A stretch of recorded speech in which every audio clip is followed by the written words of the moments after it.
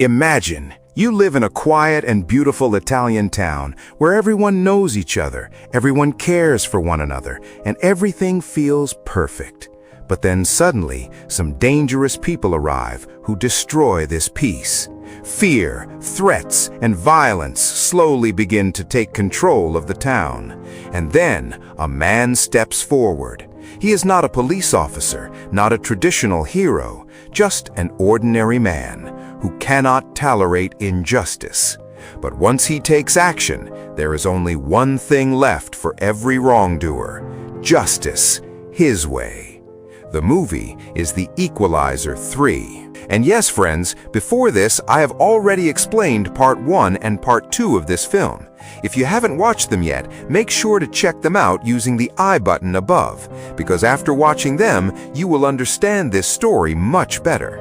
Hello, friends, I'm Sam, and you're watching Know the Story Global.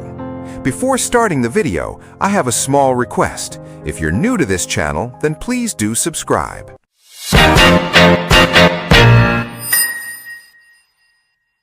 The story begins in a peaceful village in Italy, where a car carrying a man named Lorenzo and his young son is heading toward his wine factory. Lorenzo was not an ordinary man. He was a powerful gangster whose entire empire revolved around that factory. As soon as he reaches the factory, he's shocked because all his men are lying dead on the ground. Everywhere there's blood and bodies. The entire place looks horrifying. Lorenzo immediately tells his son to stay inside the car and moves inside with a gun. While entering, he finds one of his men still alive, running in fear. Lorenzo drags him inside and is even more horrified seeing mutilated bodies in every room. Then, as he goes deeper inside the factory, he sees something he cannot understand at all. Robert is sitting there calmly, completely relaxed. Lorenzo's men are pointing guns at Robert, but there is not even a trace of fear on his face. Lorenzo is shocked. He cannot believe that a single elderly-looking man could cause such destruction. He asks Robert, "Who are you, and why did you kill my men?" Robert replies in a cold tone, "You should not take what does not belong to you." Then he gives Lorenzo only 9 seconds and says, "Think about what you have taken and return everything." He starts a timer on his watch, but Lorenzo mocks him and threatens that Robert will not live alive. And as soon as the 9 seconds end, in a blink, Robert eliminates everyone. One by one they fall. Lorenzo is also shot, and then Robert shoots him twice more in the leg and says, "I want to hear you scream." In pain, Lorenzo asks again, "Who are you?" But this time, Robert shoots him in the head, and the story ends right there. After this, Robert takes the car keys and tries to leave, but suddenly he is shot from behind. He turns around and realizes that Lorenzo's young son has shot him. Robert cannot kill a child, so he fires into the air, allowing the boy to escape. Now Robert is badly injured, yet he tries to drive away, but due to excessive blood loss, he collapses on the road. Luckily, a local police officer passes by and assumes it is an accident. Without involving official procedures, he takes Robert to a trusted doctor. That doctor is Enzo, who treats Robert, and when he removes the bullet from his back, Robert's life is saved. The next day, when Robert wakes up, Enzo says, "If you rest for a few days, you will recover. I don't want to know why you were shot. Just tell me this. Did we save a good man or a bad one?" Robert thinks for a moment and says, "I don't know." 3 days later, Robert recovers enough to walk again. Enzo gives him a walking stick and says, "Go explore our town." Now Robert slowly begins to explore the small coastal town. It is peaceful, beautiful, and full of good people. In a local cafe, he meets Amina, who offers him coffee, but Robert only drinks tea, so he asks for hot water. There, he also meets a police officer named Gio, who is there with his young daughter. Gio returns Robert's car keys and says, "The people here are good. You can take your car whenever you want." In reality, Gio is warning Robert that the town is simple and peaceful and no harm should come to its people. Meanwhile, at CIA headquarters, an officer named Collins receives a call from Robert. He reveals everything about Lorenzo's illegal wine business and the black money network behind it, how money was flowing from the Middle East and how the gang operated. Collins is shocked and asks, "Who are you?" Robert simply replies, "A responsible citizen," and ends the call. After the investigation, the CIA finds drugs and nearly $11 million in cash in the factory, but there is no trace of Robert. Meanwhile, Robert slowly blends into the town's life, but at night he cannot sleep. The horrific scenes from the factory keep haunting him. One day at the cafe, Robert notices a boy handing an envelope to Marco, the leader of a biker gang. Soon, he realizes that this gang extorts money from the local people. One evening, Robert sees Marco brutally beating a fish seller named Angelo and threatening him that if he doesn't pay double within 7 days, his shop will be burned down. Robert silently watches everything and begins forming a plan in his mind. Meanwhile, Marco goes to Naples to meet his brother Vincent, a powerful gangster. To show his dominance, Vincent kills an old man in front of everyone just because he refused to sell his house. This shows how dangerous Vincent and his gang really are. The next day, Robert visits Angelo's shop. When he tries to pay for something, Angelo refuses and says, "You are our guest." Seeing this, Robert realizes how kind-hearted these people are. But soon after, Marco and his gang attack Angelo's shop and set it on fire. Everything Angelo had built, his dream, his hard work, his home, burns to ashes. Angelo is devastated, and seeing this, Robert is deeply shaken inside. He had only one choice left: either leave this place or stand up for these innocent people. And in that very moment, Robert makes his decision. He will now write the fate of this town himself. The next morning, the entire town comes together to rebuild Angelo's burned shop. Everyone contributes in their own way.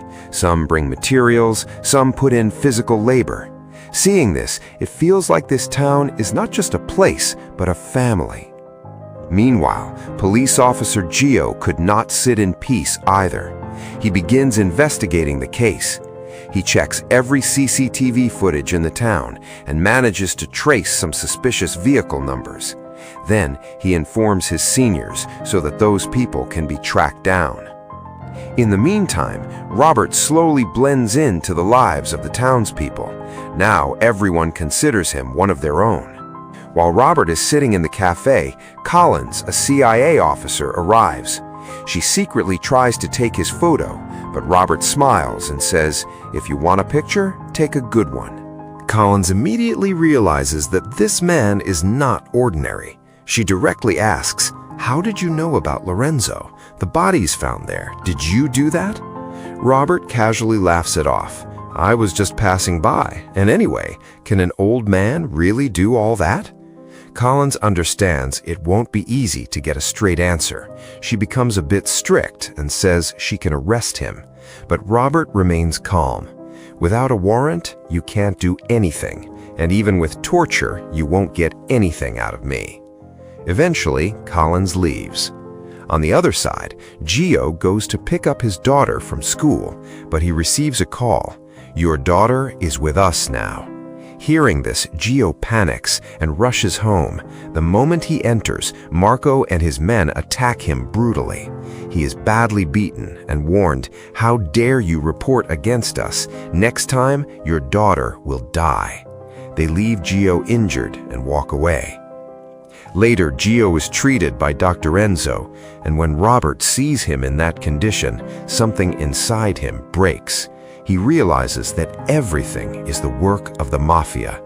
Now, Robert decides he will no longer stay silent. From the next day, he begins mentally and physically preparing himself. Meanwhile, Collins meets him again and says, "I searched everywhere for you, but you're like a shadow. Who are you?" Robert still doesn't give a direct answer. You'll find out when the time comes.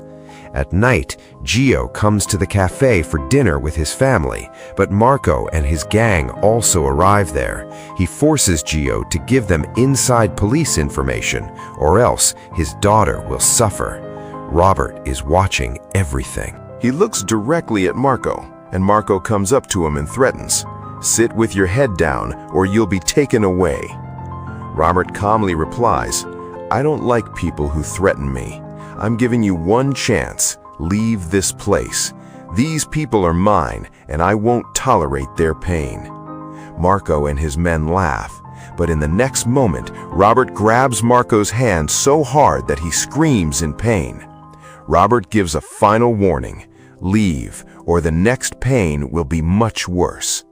Unable to accept the humiliation, Marco plans to attack him, but before he can do anything, Robert strikes first. One by one, he takes down all of Marco's men and finally kills Marco himself with repeated knife strikes.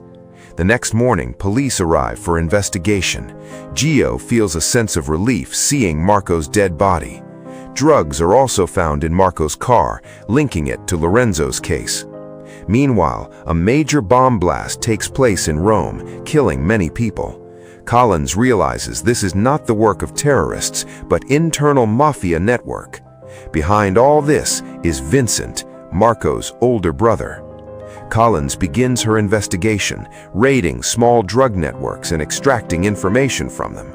On the other side, the police commissioner warns Vincent that the CIA is after him, but Vincent, in anger, refuses to listen and cuts off the commissioner's hand. Now the situation becomes even more dangerous.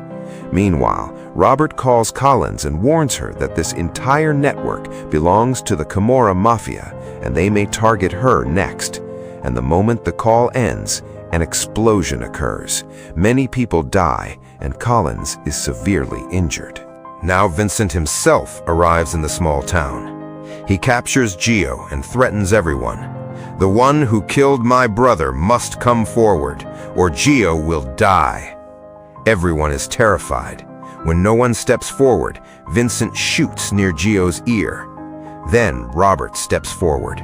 He raises his hands and says, "I stopped your brother, but he didn't listen. That's why I killed him."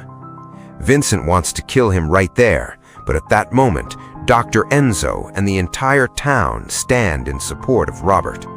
Everyone starts recording the scene on their phones, and Vincent realizes that killing Robert now could backfire.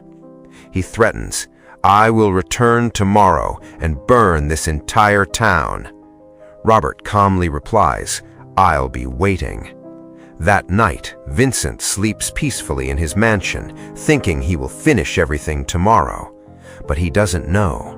Death has already arrived. In the darkness of the night, Robert secretly enters his mansion and begins eliminating his men one by one. Silence everywhere and death. Finally, he reaches Vincent, knocks him unconscious, and ties him up. When Vincent wakes, he sees Robert sitting in front of him. Vincent threatens, "I am a Camorra man. Killing me won't save you." Robert calmly replies, "Death comes for everyone. Today is your turn." Then he reveals that he has given Vincent his own drugs, but in a much higher dose. 6 minutes, run and see if you can survive. Saying this, Robert sets him free, and Vincent, just to save his life, starts running into the darkness. He is running like a madman, while Robert calmly follows him from behind. It looked as if Vincent was running straight towards his own death, and Robert was simply waiting for it. Vincent puts in all his strength, but the effect of the drugs has already begun to take hold. After running a short distance, his breathing starts to break, his legs begin to wobble, and eventually he collapses on the ground. Standing at the edge of death, Vincent manages to ask just one question: "Who are you?" Robert looks at him and simply says, "As you do, so shall you receive." And with that, Vincent takes his last breath there itself. After this, Robert leaves the place silently, as if nothing had ever happened there. Meanwhile, across Italy, the police and various agencies become active. Large-scale raids against the Camorra gang are launched, and one by one, all its members are arrested. The entire Mafia network slowly begins to collapse. After some time, Robert comes to meet Collins. This time, he brings a bag with him containing around $300,000. He tells her, "These are Greg's money, a man who worked honestly all his life. When he received this money as his pension, some people hacked his account and stole everything." Collins now understands everything. She says, "So Lorenzo's network wasn't just about drugs, but also hacking and illegal money. And you destroyed such a big empire just for one man's money?" Robert remains calm. "I went there for drugs, which I already told you about. But that's not the only reason I went there." Collins is shocked because despite having so much money, Robert only brought back what was actually stolen. She asks, "You can do so much for your loved ones, so what should I do now?" Robert replies, "Go to Boston and return this money to Greg. And as for why I chose you, you'll know that another day." Saying this, Robert leaves. Later, it is revealed that Collins is not just an ordinary girl. She is the daughter of Susan, Robert's closest friend. That is why Robert trusted her. Later, Collins goes to Boston and returns Greg's lifelong savings, bringing peace back to his face. Meanwhile, in that small town in Italy, everything has changed. The fear of the Mafia is gone. People start living freely again. Happiness returns. And Robert finally takes a deep breath, a breath filled with peace, justice, and the feeling of a new beginning. And with this, the story of the Equalizer 3 comes to an end here. If we look closely at this story, we learn that staying silent in front of injustice is also a form of wrongdoing. Robert shows us that even a single person can bring great change if they have courage and the strength to stand for what is right. At the same time, this story also tells us that justice does not always come only from the law. Sometimes it also comes from the heart and intention. So, friends, if you like this story, don't forget to like the video, share it with your friends, and subscribe to my channel, Know the Story Global, for more such movie explanations. Your one subscription motivates me to bring more stories for you. See you in the next video with another heart-touching story. Until then, take care. Thank you.